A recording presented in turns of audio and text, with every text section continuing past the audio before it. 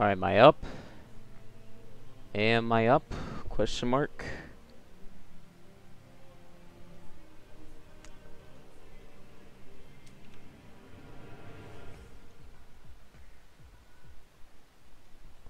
Hold on a sec, guys. Anyway, what's going on, everyone? Welcome to the stream. Anyone new? Apparently BO4, there's a new trailer coming out. Yeah, 9 minutes. Anyone new? Apparently BO4, there's a new trailer coming out. So yeah, that's cool. Audio's working fine. I'll try my best to look at chat. But yeah, it's cool. There's a new trailer coming out. I don't know what's gonna be on. So far, it sounds like it's gonna be zombies, since pretty much the entire time they've been playing zombies music. So who knows? Maybe it's gonna be new zombies gameplay, or it's gonna be new Blackout gameplay. I kind of hope it's gonna be Blackout. I kind of want to wait to see zombies later on this summer. But I really just want to get like a small sneak peek for the Blackout coming out. So that'd be nice to see. But yeah, we'll see. So we got 8 minutes. For the remainder of the time, guys, I'm gonna go AFK, and I'll be back once it's 2 minutes from. Sure. Actually, you know what? Yeah, I'll do that. So I'll be back. I'll stay right here.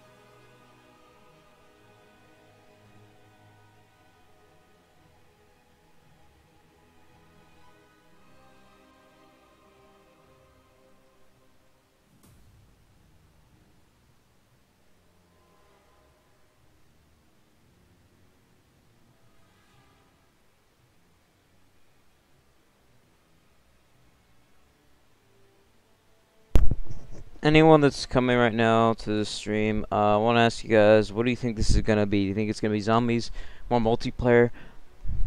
On. Shoot, hold on. I honestly hope it's gonna be more. Maybe just Blackout. That's all I'm hoping it will be, because I want to keep zombies. I want to see something on zombies until probably E3, which is a few days from now, or I don't know.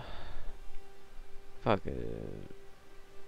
Comic-Con or something. I don't know. I really don't want to see Blood of the Dead though. That's my main that's the main thing I really have on my list right now, is not to see anything on Blood of the Dead until Comic-Con, or even like right before the game comes out, because that's the one map like I don't even want to see instantly. Because I know I'm gonna get really overhyped to it, and then I'm just gonna start losing interest. So I doubt that's gonna happen though. I mean, it's Mob of the Dead. It's, well, I mean, Blood of the Dead, but still, we'll see. We have 4 minutes. But yeah, so hopefully it'll be either zombies. I kind of want to see some more stuff on 9 if it's gonna be zombies, and then I guess. Okay, nothing on Blood of the Dead. Again, I want to wait till Comic-Con for that. At least that time being. And then I guess Voyage of the Dead. I wouldn't mind waiting until, like, yeah, I don't know.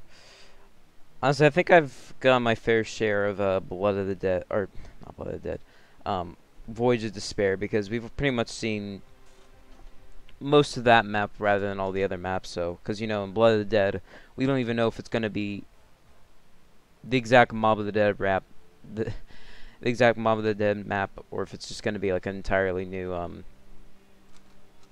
reimagined version of it. So we'll see, but all I'm asking for is, if they're gonna show Blood of the Dead and it's gonna be reimagined, I really don't want them to show it. I really want it. Just want to see this later. 3 minutes. See who else is streaming this right now. Glitching Queen streaming. It's Codename Pizza. No, he's not. Treyarch stream on their YouTube channel. Good thing though is on Twitch it is a few seconds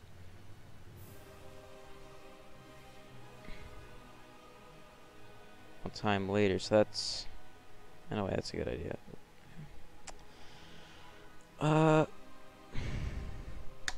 2 minutes. I'm pretty hyped, boys. Except no one's watching, but I'm sure later someone's gonna be watching this. When they're showing the trailer though, I'm gonna mute my mic. And after they show it, I'm just gonna be talking about my opinions towards it. So, you know, we'll see. It's surprising they're doing something like this before E3, because normally every Call of Duty trailer comes out for something new. It's usually they're gonna do it in May, and then, or April, whatever the reveal comes out, and then they're gonna do something E3. So we're pretty much getting 2 trailers in the next 2 weeks, which is cool. Or next week, I guess you could say, since E3 is only, I think it's like the 11th or something. I don't know, but still, that's pretty cool. Honestly, we're getting these amount of trailers, and we're gonna be getting another one probably at Comic-Con, which is also gonna be showing what the collector's edition is gonna be like. So who knows? Maybe I'll get the collector's edition. I might do something on my channel showing you guys it or whatever, and my honest opinions about it. Hopefully it's not gonna be overpriced like the Juggernaut one was. I think that was like $500, $300. I really don't remember. All I know is I've seen it recently on eBay and stuff for like $500, and it's ridiculous to see that. So I don't know if that was the original price, but I'm just gonna guess it was. I think it was only $200, but even then, I honestly hope it's at least. I just don't want it to be that expensive. 1 minute and 9 seconds, boys. We are about to get our first look.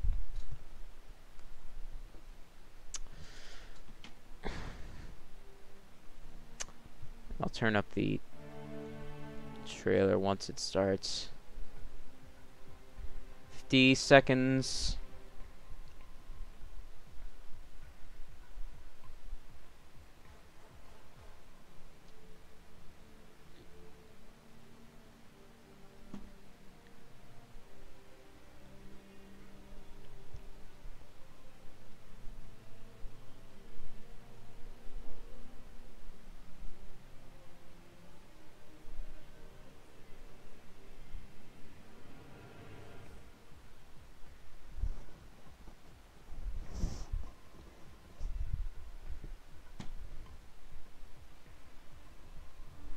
19 seconds. 18, 17, 16, 15. Oh, wait a sec. Looking at my stream. No, it's 3 seconds. Alright, guys. I'm gonna mute myself, and welcome.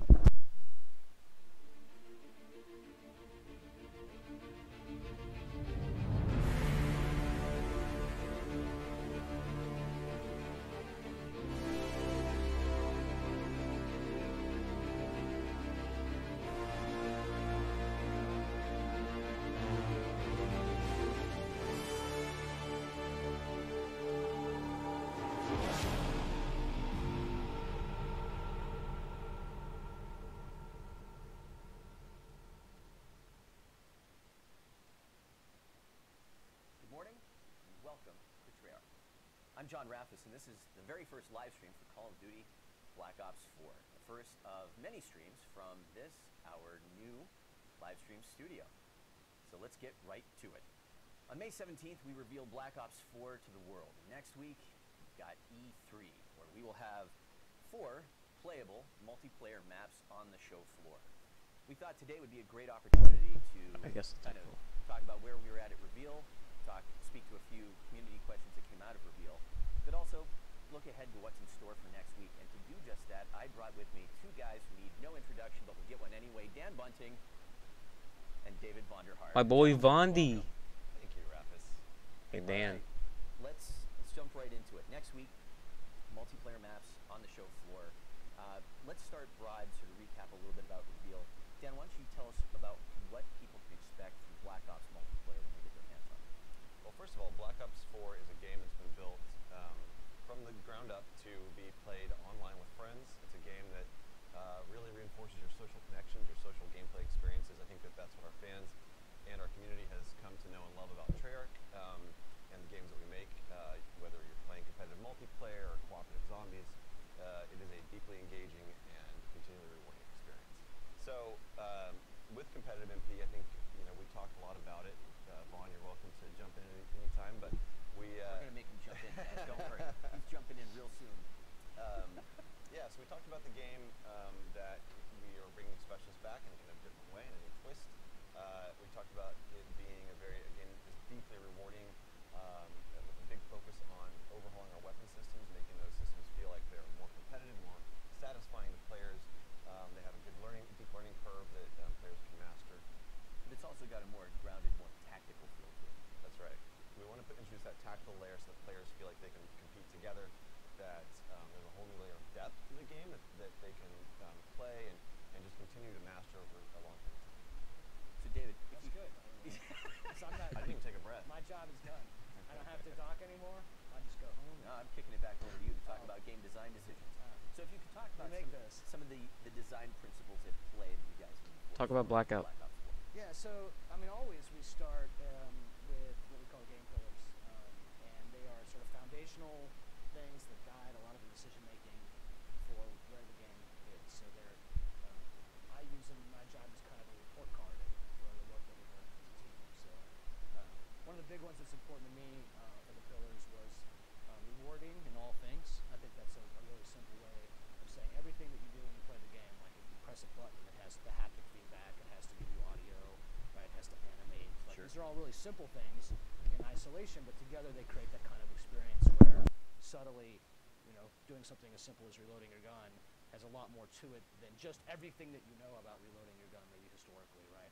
And that includes effects, animations, the model, lighting. I mean, just across the spectrum. So that one's really important. The other one that we've talked about a lot was fun to watch, right? Mm-hmm. And there's a lot of ways to think about fun to watch. It's not just, hey, this supports streaming features, right? That's a thing, that it's streamer friendly, but also the game design itself, right? So when Dan talks about the specialist in particular, there's an example of, as a spectator, while you're watching the game, you understand a little bit more about what's happening there because you're watching a particular player play a particular specialist, and that particular specialist has things and does things that within the game loop that no other player can do. So that makes it sort of easier to understand when you're watching and a way to associate how well you do playing that person than with the person who's actually streaming. So those are like 2. And then the third one...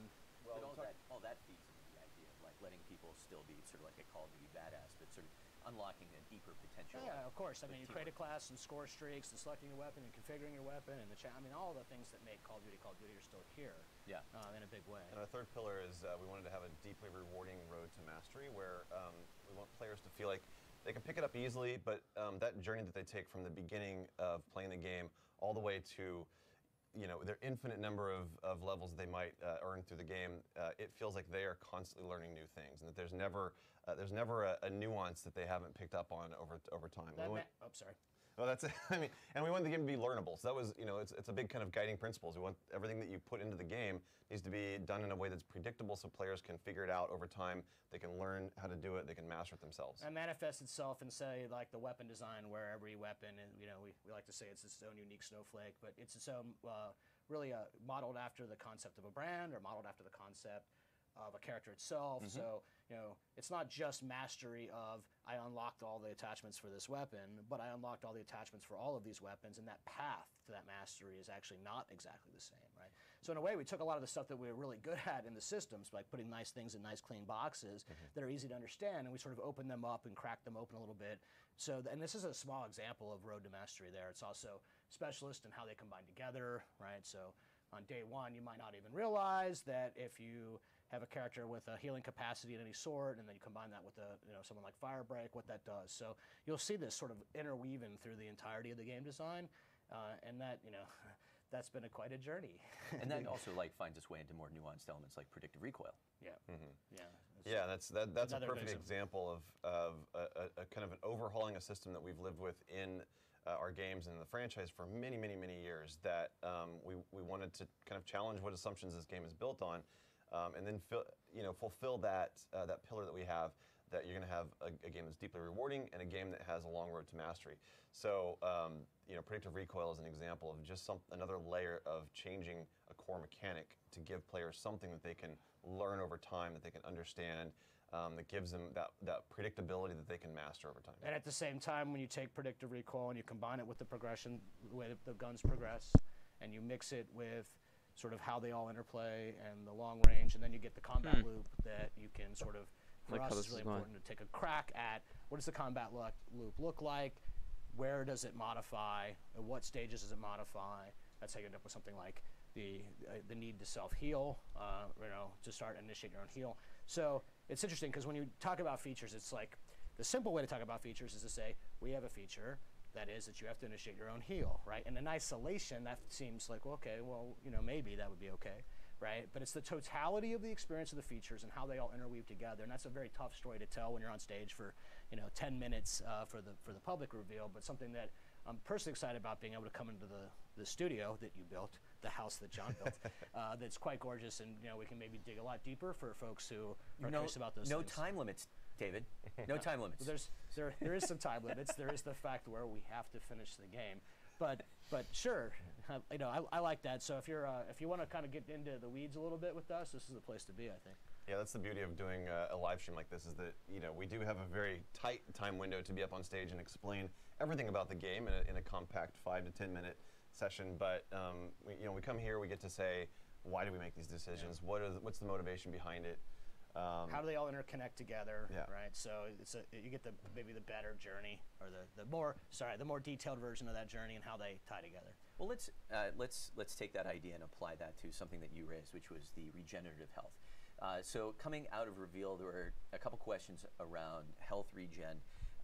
We put up a Reddit post that tried to outline some answers. There were still a couple follow-up questions that came out of that post. Perfect. This is exactly in my wheelhouse. So first, let's just start broadly from like a design perspective. Like, what is the player benefit? What's the player benefit for having to trigger health regeneration? Yeah, so there's so many ways to answer this question. I'd like to try my version, and then you can maybe take your perspective on this. So from my perspective, you have a fan base that extends Black Ops, Black Ops 2, Black Ops 3. And all of those players, some love 1, 2, 3, some love all 3, some love various combinations, right? And in some universe, you would want Black Ops 4 to be a game that all of those players can really engage with. If you loved 1, maybe we can get you to love 4. I don't know if not that's. necessarily isolate. I'm the looking guy at who this loved correctly, 3. but So next to Valhalla, you see throughout this is the called Black Duty Ops World at War. history, I don't know there if was that. various degrees of lethality. I don't know. So It's the first game for a second was there, it maybe, looks like it said remaster. a lot so. less lethal, or the time to kill was longer. Tell me, guys, if you think that's So you get World to of War kind of balance Remaster? that Question out by mark? I saying, don't know. hey, tactical players, they have a decision-making point within the combat experience that they have to initiate, right?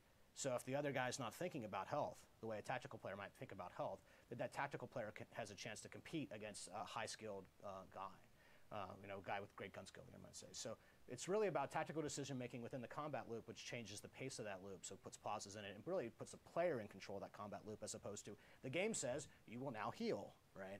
And now we say, you will heal, you will decide when to heal. So if you're a game designer, being able to kind of take the things out, the game needs to do things, it needs to work, it needs to maintain the rules, but Oh my ultimately, god, guys, I think giving World of player War agency Remaster over is things happening. is always been kind of a step from Black Ops 2. No way. Continuing to find ways throughout the history of our development with Black Ops, right? Same thing with Create a Class, right? Same thing with many features. How do you... That looks a lot like player remaster, because I'm have looking at the old control over logo, what that experience is, when you can and when it makes sense. and they look So completely that was a different, so long-winded answer, I that's think. definitely Beautiful. World of War Oh, thank you. Remaster, Thank or you. it's going to be they're going to have a new bundle. Another thing to add to that is Oh that my it God, dude. introduces a point of tension in the game in the combat loop, and that point of tension. I kind of is something figured this that would... I think just Okay, adds sorry. depth. And if you go back to our pillars, every decision that we make on the development team is guided by those pillars. So if we say we want this game to be deeply rewarding, so give me a road to mastery where I can learn, I can master a mechanic, and make it feel good and satisfying at every moment of that journey. Then we look at every decision that we make and every kind of system and feature that exists in the game, and something like heal is something that it removes that decision point. It doesn't let you kind of stop, pause, rethink, reposition yourself in a combat engagement. So the effect of having self-healing as a mechanic that's manual is that the combat, you see people staying in combat longer because they'll take damage, they'll pull back behind cover, they'll stay behind cover a little bit. Part of the experience. That's the funnest part of the experience. I mean, staying in those really high intensity battles is really the most satisfying part of our game, and so we want players to be in that experience more often. Well, there was also kind of a follow-up question to all this. So it's like on one hand, there was like, explain to me sort of how this all works, what's the benefit? But there's sort of the follow-up about stim and the use of the stim shot. Sure. So how exactly does that factor into health? So in early development, when we start to bust out numbers, or you play the game at reveal or at E3, everyone should clearly understand that when you're at this stage of development, none of the specific tuning is completely locked in, right? So no one worry. Yeah, we're pre-alpha. Right. So, however, here's what stim does. It does two major things. When you heal, there is a time period before you can heal again, right? So if I go out, take damage, heal, go back out, take damage again, now I have to wait. I can't heal immediately. Yeah. So stim will shorten the time that it takes for you to be able to do that. It also speeds up how long it takes. So after you stim, right, then how long it will take to get back to full health, right? So I've heard it all before. How is it going to be not a crutch, gear piece, right? Yeah. So the answer is tuning, the answer is data, the answer is player feedback, right? In this job you hear, that in the abstract it seems like, well, you're going to have stim. Well, you're also going to have to make super tough choices between stim and other 4 things in the gear slot. So I'm not worried. You don't have to be worried. This is what we do with you all, right? Exactly how we handle it. And the gear category is a new introduction of content into the Create a Class this time around, where we wanted to take some of those kind of modifiers that you have to your gameplay experience and take them up a little bit in the power band, so that you get something that increases the granularity of your combat customization, somewhere between perks and score streaks. That's what gear does, and you get to choose 1 out of 5 pieces of content in that category. So stim is 1, and I do want to just kind of echo what David was saying. It's pre-alpha. We do a lot of tuning between now and game launch. We incorporate feedback from every time we put the game in players' hands, and it doesn't stop there. Beyond launch, we are constantly tuning the game. I mean, you saw that with Black Ops 3. No one said anything about the We're World still War making logo. changes to the game even recently. That So- definitely looks like a remastered me. but all for the good, of the community and the gameplay experience. And That's in got to this be case, we've already remastered though. I mean, the logo looks Stim completely shot different. based on the experience that people had at the reveal event. So we were watching. So now it's faster, right? We were collecting data It's funny because there was a lot of, Oh my God, it's going faster. you know, it was a hot topic in the community. People were talking about stem shot. They were talking about armor a lot. Those are the two kind of big ones. The Kill data that we're time collecting on the seems pretty back slow. end from all of the performance metrics showed that armor wasn't even that effective at helping people stay alive longer or get more kills or anything like that. So armor was actually one of the weaker pieces of content in that category. Stem shot was very powerful, and so was the motion sensor. Motion sensor was also very powerful, so both of those have been tuned since then. We do need to nerf the motion sensor. Well, you guys have totally gotten out in front of my next question, which is like, I mean, at reveal, starting with reveal, I mean, the game has been in people's hands more and sooner than we ever have before. Like, what have you taken away from that? Killing me right now because I can't tell if it's a what have remaster those or what. experiences kind of put your attention on from a design and I development need to look standpoint? more up about this because I legit can't even. What you're evolving.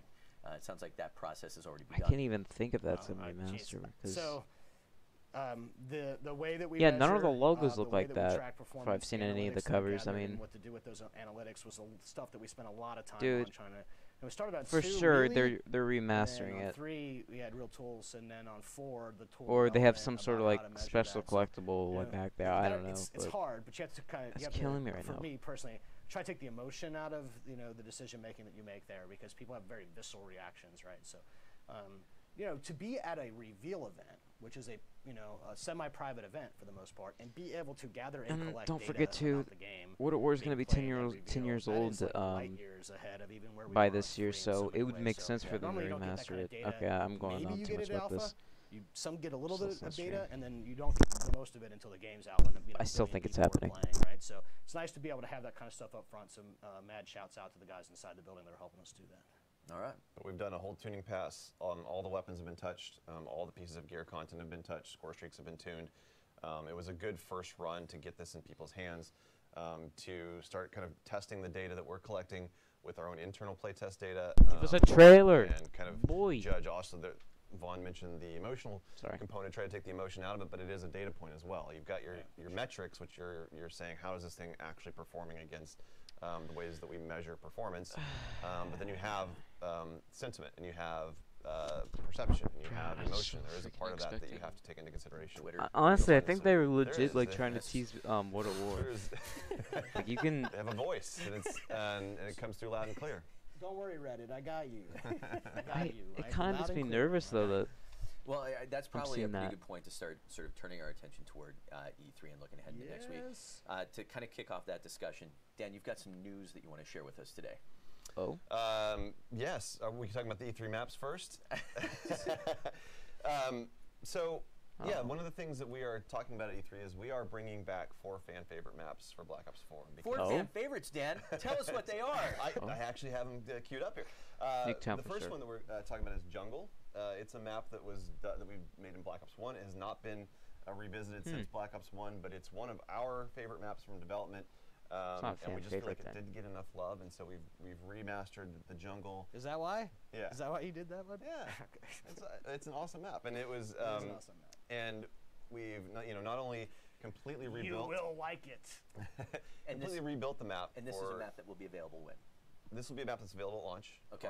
It comes with the game. Comes with the game. Part of the game experience, and it's each of these maps that I'm going to talk about, we've rebuilt from the base level, from the ground up. For sure, Nuketown's going to be one of them. Visuals, all new. We've even done some gameplay tuning, some changes to adapt to the mechanics of the game as they've evolved. Hopefully there'll be at least one BO3 map, because I really enjoyed some of them. Slums. Especially Combine, so. You want to talk about it? I just want to talk about how awesome it is, and the nature, like the competitive nature of that kind of map, the walled garden in the middle, right? These are all experiences that are fun to come back to. It's actually really a good thing to sort of remind ourselves what we learned then, right? Because when you go from 1 to 3 and things that had happened between those games, how fast 2 was, and then the verticality of 3, and then come back around again, right, on 4 to look at Slums as as a pure, great, like, design roller test case. It's like, this is why these maps were good. These were why these maps are popular. And when you get to 4, you come back to the ground, right? You got to it's kind of maybe slightly obscurely to say it's actually important to remind ourselves that the pace of 4 is more in line with 1, because you're not thrust jumping and you're not wall running, right? So it's sort of like a really good way. So Sums for me was like, oh yeah, this is the one. This is the one that I loved, right? And that's good because, you know, I loved Slums. Well, And so did the Woods. community. Woods was happy. to hear Yeah. that. Some was an okay map for me. He's I mean, nodding I in wasn't a agreement huge with fan of it. Yeah, Definitely not but my that favorite was, BO2. that was but one of our audience favorites from Black Ops 2, and they, you know, the community has asked for that one to come back many times. Nuketown! So it's a pleasure for us to bring it back. Next up, we have Summit, which was another classic from Black Ops 1. We joke because it was one of the first maps that we actually built for Black Ops 1 multiplayer. Can we tell you the truth about this? The very first map you make for any game, new game, it's actually the last map you finish. 'Cause it's like you're trying to get your mind around things, and the level of self-criticism about the first map that you make, and then somehow the second, third, fourth, fifth, whatever, you know, those maps are so much easier to get done. And Summit, you know, was a very popular map, and it was a map we liked. But it's also like the one map you were playing forever. Right? Well, perfection takes time. kind of. But yes, Summit Wow. was Summit Some of was us are one of just our born favorite with it. maps. Yeah. Nook after a Fort while. Town. Where's it? I mean, Right. Nook Fort Some of us Town. have to work on it. I get to do the fourth map. Okay. Nook Do it. Firing range. Firing range. Is that a question or a statement? That's a statement. Nice. Wait. Firing range is Exclamation mark. Firing range is the fourth map that'll be available immediately with you know, Black Ops 4. Another kind of really good sort of anchoring map, right? I mean, Nuketown's a very popular map in our history for different reasons, but Firing Range is like a classic sort of engagement. You know, sort of, I'm actually pretty happy you know, about first that. time That I'm really was comfortable with the one of idea my of favorite parallel maps, meaning, so which is the concept that coming of back's just pretty structure, awesome. and you can move through the structure in the same direction that you can also move Nice. through on the outside of that. That's awesome.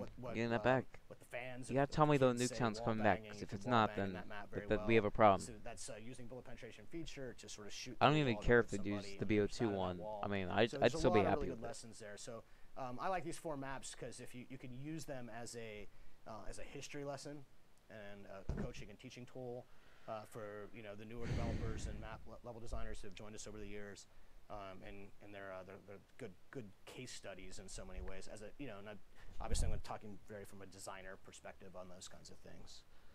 But wait, Dan. There's more. There's more? No. You were born for this. No. Well, you did mention Nuketown. No, I didn't. You did mention Nuketown. I did not. We are bringing Nuketown back for our Yeet. fans, and it's a map that has been you know, it's Thank it's a you, map that the we've gods of reimagined every Treyarch, game, and we've done not something freaking completely different skipping every out game. on it. But I with this mean- one, we're kind of going back to the Cold War roots a little bit, and it is, but it's got a different twist. So Okay. if you look at the very original Black Ops 1, it was really built into Wait. that sort of American ideal of Cold War era suburban families, and we have recaptured that theme. That's of the heart of exactly Cold War, what- but we've put a different twist that we think is a lot of fun.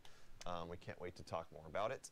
And it is a map that we're bringing to our fans shortly after launch. But everybody who plays Black Ops 4 will get it.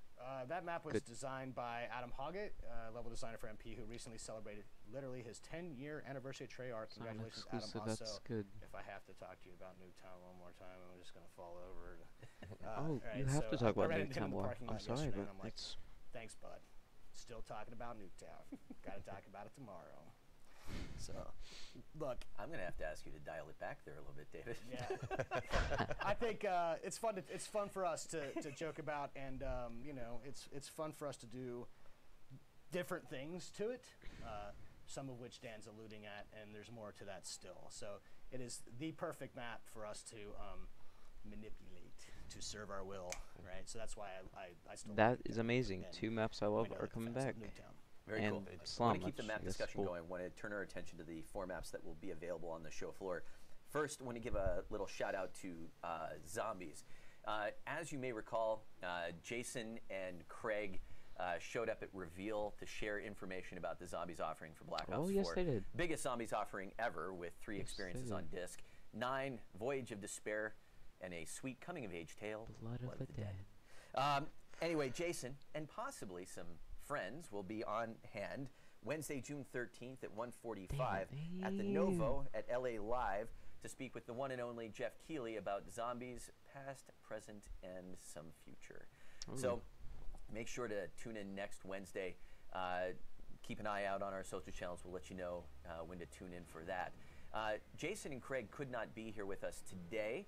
I Oh, have come a on, Jason. sneaking suspicion that immediately following the stream there will be a little message from Jason up on our blog post that will shed a little more light into where they're at and what they're up to. In the meantime, back to multiplayer. Guys, sorry, I think I was like reincarnated from Ron Burgundy at some point. All right, 4 maps, show floor. We got a lot to talk about here. We got some map fly-throughs, a brand new map that people haven't seen yet, which we will get to. Let's first start with Contraband. Contraband. Yes, so Contraband was one of the maps that everyone saw at reveal. Yep. It is based on a tropical island off of the coast of Colombia. That is a map that where I an want to know. international arms smuggling ring is based. Yes. And so it's a really exciting map. It's a lot of fun. Has a very kind of jungly type of vibe, very ocean vibe. This isn't spring break. Is that the cruiser from BO2? This is not a spring break Okay. party. There might be pirates here.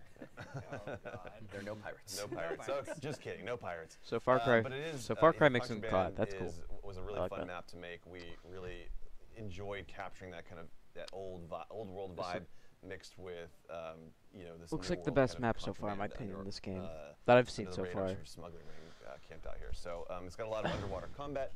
Has really tight choke points on the bridge. This bridge is a central hot spot, especially in domination, trying to capture the B point. And that's kind of what this map is all about. Yeah. It also looks really good. So pretty. And then next up, I believe this is the new one, Frequency. Sure, we want to do the new one right away. All right, let's talk about Frequency. Get into it.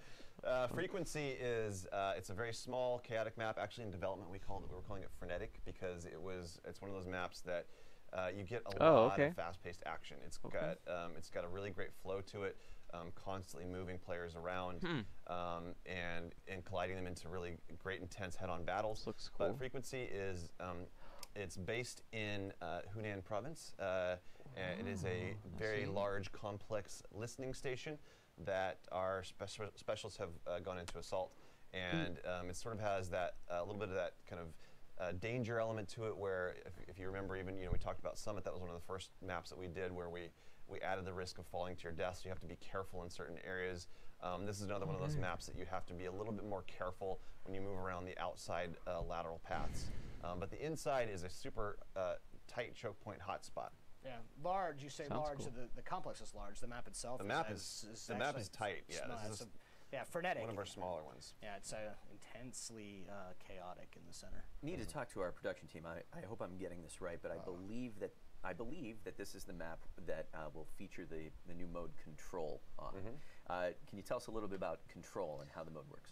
Yes, Control. So Control is a new game mode that we've introduced in this game. We've designed it with the goal from the beginning of really bringing out the best of the tactical gameplay that we have in this game, and kind of enhancing the roles that the specialists play in combat, where you can really, your team is going to work together whether they mean to or not. And that was one of our goals of this game, is that we wanted to introduce more teamwork without forcing it on players, let players kind of just play the game, enjoy it. We've talked about, we had this kind of philosophy of what's in it for me. Like, I want to help my team, but I want to make sure that I'm doing awesome myself. So every single mechanic that we designed is really designed to cater to our Call of Duty style of player, while also introducing teamwork, whether active or passive. And this mode is really built to bring that out.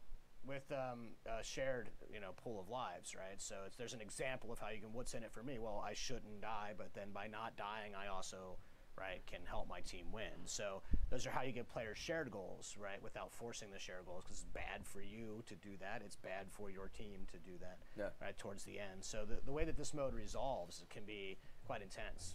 There's nothing like throwing yourselves on an objective at the same time you're trying to not die, right? So these are good examples of how you sort of can bring the teamwork out. We really talk about it in terms of bring the tactical play out of the game, and it's you will help yourself by helping a teammate. That's the what's in it for me kind of thing. But that might also show you that Dan is maybe not a team player. Throwing yourself on an objective without dying. Yeah. Sounds like game development. That's what All I right. do. It's intense. It's a great mode. Wins before our KD. Fans love it. Wins before KD. All right, Seaside. That is another map that we will have on the show. Seaside is a coastal kind of old world town in the coastline of Spain that's been built. It was the site of a demonstration that kind of went awry. Government forces had to come in, so you see lots of big tanks have come in and barreled through walls. This is one of the first maps that we built on this game.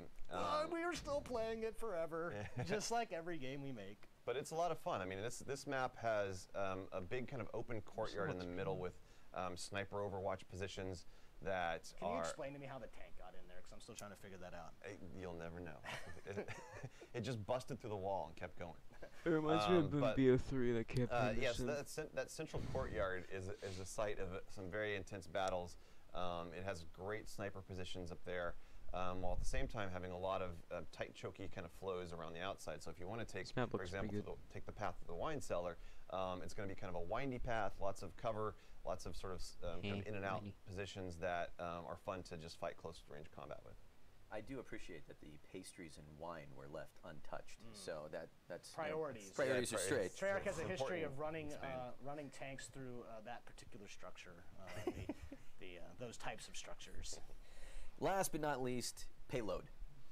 Payload. Payload is an ICBM facility, a missile defense station that's built deep into the mountains of Iceland. Nice. Yeah. Stealing the blackout stuff. So you'll see these kind of like these large missile silos built into the mountain. You're going to play in and around one, so that's kind of the hook of this map. You're playing through one of these missile silos, around one of the big missiles that's taken apart. You can actually fight in and through it. So it has some really kind of tight head-to-head spaces. The way that the lanes connect up in this map are very different from how we traditionally do, and that leads to some new kind of strategic opportunities for how you might attack the center. That center spot, again, is a very intense hot spot, but we also have some really tight paths that we've put, for example, some hardpoint objectives on that are really hard to hold down. And so, you know, we want to do these kind of twists on the game modes to give players new experiences in how they capture and hold an objective, and this is no different. It's fun to see the maps again. Usually in early development, you know, I'll play these maps, but then I'm on to the next set of maps while they get arted up like this, right? So it's like, whoa, that's awesome to see some of the work that the hardworking men and women of Treyarch Art Department has done to make this thing look the way that it looked, right? But good job. All right. You've been busy with those guys, huh? Yeah, they've put in a lot of hard work, and they've turned out great. All right, we've got a couple announcements to close things out. Before we get there, time to go. Any closing thoughts from you guys? Any last things to share? Blackout. Well, we can't wait to bring the game to E3. It's going to be on the show floor. Multiplayer is playable for our fans in a couple places. Yep. So hopefully that can shorten some lines, and we'll have more on that very shortly. Absolutely. But if you're looking for what's playable at the Activision booth, you'll see us. It's in the South Hall, number 1001. You'll get to play these 4 maps: Contraband, Frequency, Seaside, Payload. And it's also worth noting that we will have a number of PC stations set up and ready to go with multiplayer at your disposal. Battle.net's coming to Black Ops, also worth baby. mentioning that immediately after E3, there will be a couple of us at the DreamHack event in Sweden. So keep an eye out for Jonathan Moses and our brand new community manager on the PC front, a guy named Rob Smith. Will be wandering around the show. And let's see here. What else we got? Following E3, following DreamHack, Black Ops 4 will also be playable at the CWL Anaheim Open on the following weekend from June 15th through the 17th. On the CWL front, immediately following the stream, you might want to check out the COD Twitch channel for all of the, or for the schedule for all of the new CWL matches. And last but not least, wanted to throw out a few thank yous for today. We don't get to stream from a new stage without a small army of people making it happen. There better be some Blackout. A couple people, One Tommy little Lira, teaser. Robert Sanchez, Lee Staples, little Scott Eckert action thrown in there. Josh Negrin, thank you very much for all of the help on the production front. Josh Torres, Rob Smith behind the scenes, Stephanie Glover, Jay Per, your art services team, and everyone at Activision for helping to bring all of the assets to life. Fox Designs, Kim, Grace, Rocco, the Treyarch's live ops and production teams, and last but not least, Rose Villasenor. None of us would be sitting here if it weren't for her getting so much stuff done and making it happen. Thank you very much. And to everyone that tuned in today, thank you. Looking forward to see you at E3, and we will see you back here at Treyarch soon. Have a good one, everybody. Oof. I didn't get to see Black Ops, but pretty cool though. We got Nuketown announced. Slums coming back. Some firing range is coming back. Whatever the heck that map was named. And then some other Black Ops 1 maps coming back too. And then what was the other maps? Yeah, that's pretty awesome though. I mean, they announced a lot of new maps are coming out. I'm gonna end stream here, guys. That was pretty cool. And I'll see you guys in another one.